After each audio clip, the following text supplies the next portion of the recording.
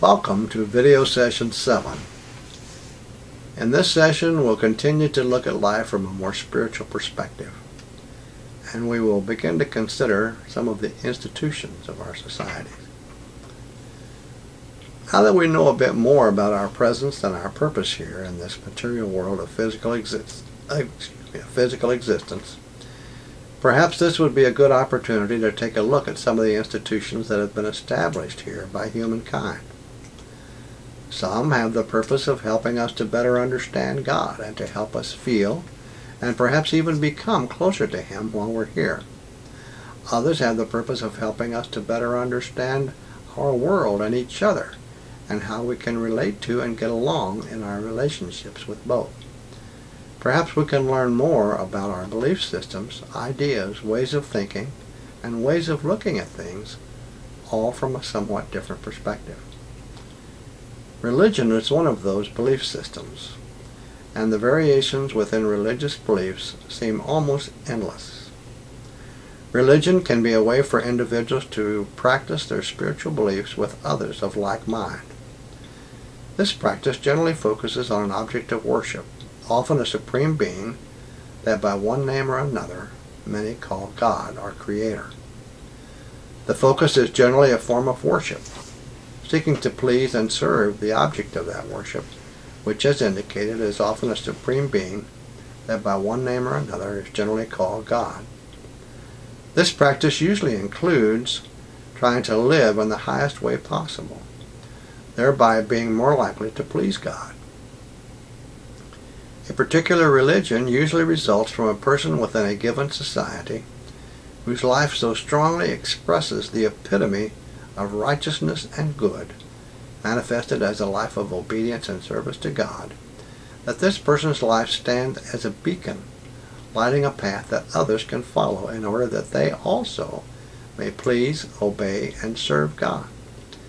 When enough people follow the given example, it becomes a belief to which others will then subscribe and will follow, and it then takes on form as a religion. It has the potential to make the person following that belief feel extremely close to God. For that particular person who experiences the feeling of closeness to God because of his or her religious beliefs, then those beliefs are very worthwhile for that person.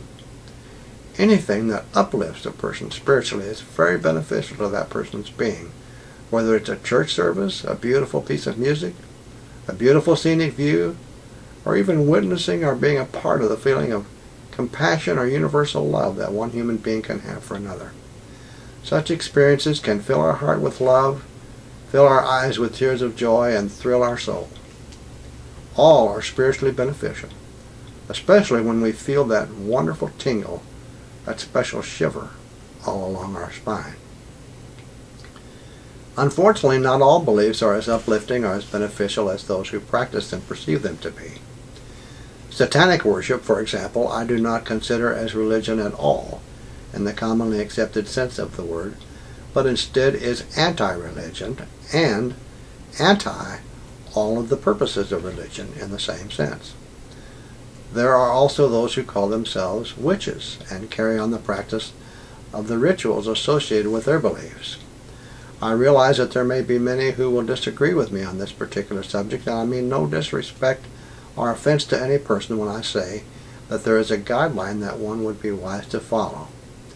That is to realize that anyone who is willing to call themselves a witch, regardless of how much they may protest to the contrary, is trying to fool either you or is fooling themselves, or they do not fully understand all of the ramifications of identifying themselves in that manner. Let that be a word to the wise. I also do not encourage the use of so-called spells or magic of any kind, white or black, but especially black. There is too much risk in dealing with things not fully understood. You could harm someone else, which would bring negative karma back to you, or you could get yourself into a situation like that of the young man in the book Zanoni, a book from our book list, which we will discuss later.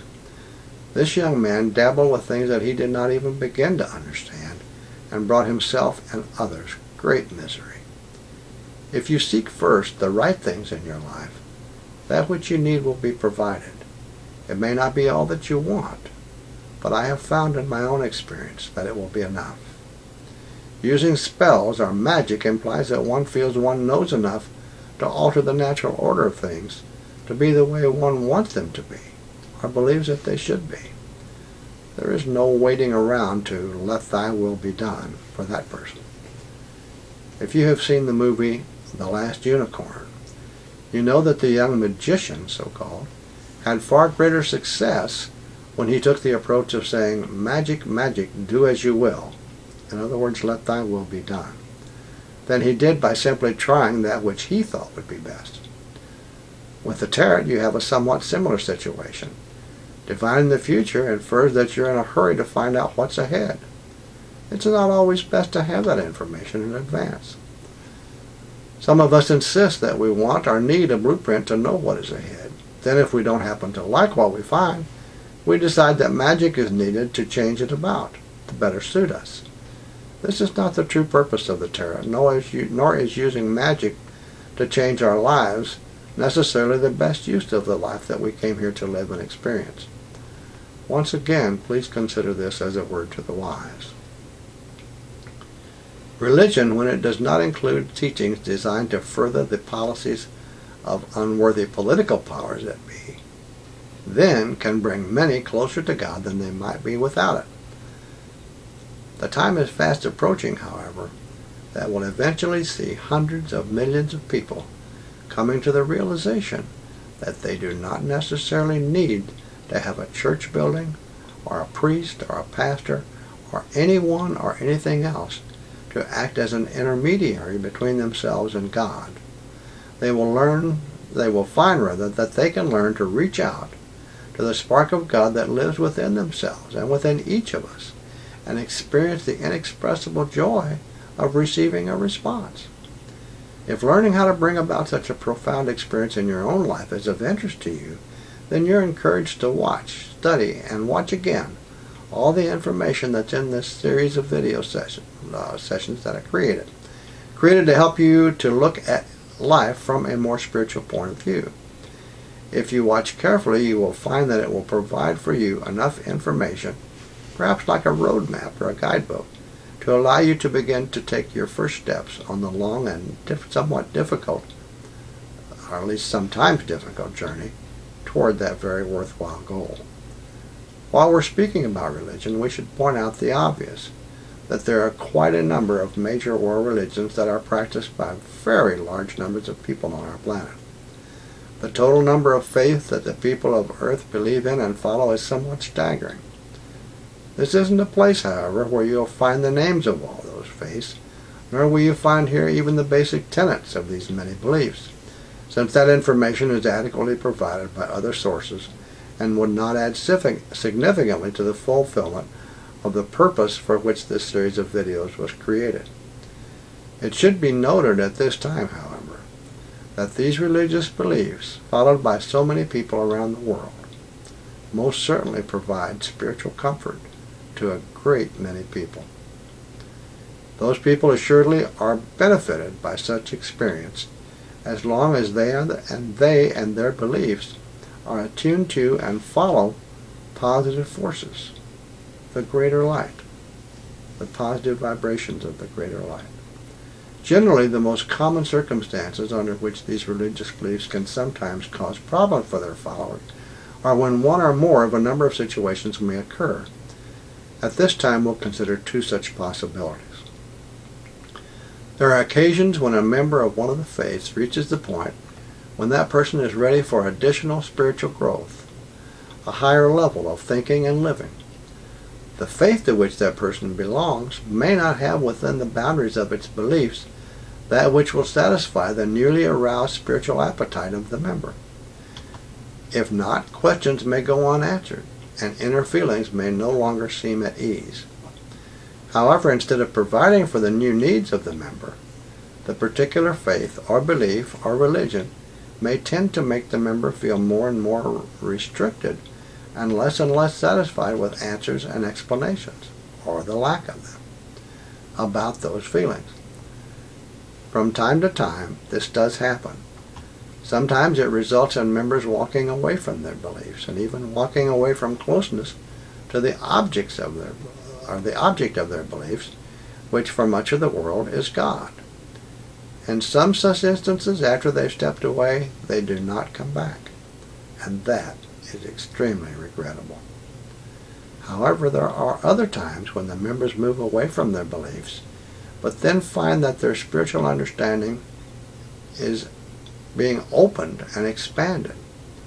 As a result, they eventually, or perhaps even more quickly, move closer than ever to the object of their religious beliefs, which again, for much of the world, is God. For those who have such an experience, it can be one of the most important events of their lives. An even more far-reaching, but far more rare event that can cause people's religious beliefs to get in their way, so to speak, happens when the people of the planet, or in earlier times perhaps the people of a society or country, evolve in their thinking and their way of living to the point that they are ready for the next great step upward to a higher level of God's teachings that will come to them through a messenger, or teacher, or avatar chosen by God for that purpose. This messenger, a spiritual avatar, a teacher, then comes to the planet, or in earlier times perhaps to the people of a society or country, as the Master Jesus, the Christ, did when he came in his time around 2,000 years ago, to bring to the people God's chosen message. In the case of the Master Jesus, the people's own religious beliefs got in their way to such a degree that many of them refused to acknowledge who he was or even to listen to what he had to say. Sadly, similar people of every faith who today consider themselves to be very devout are likely to be the very ones who will soon repeat those same grievous errors when God's chosen messenger once again comes forward to deliver God's newest message to humankind. I thank you for watching, and Session 8 will continue from this point. Thank you again.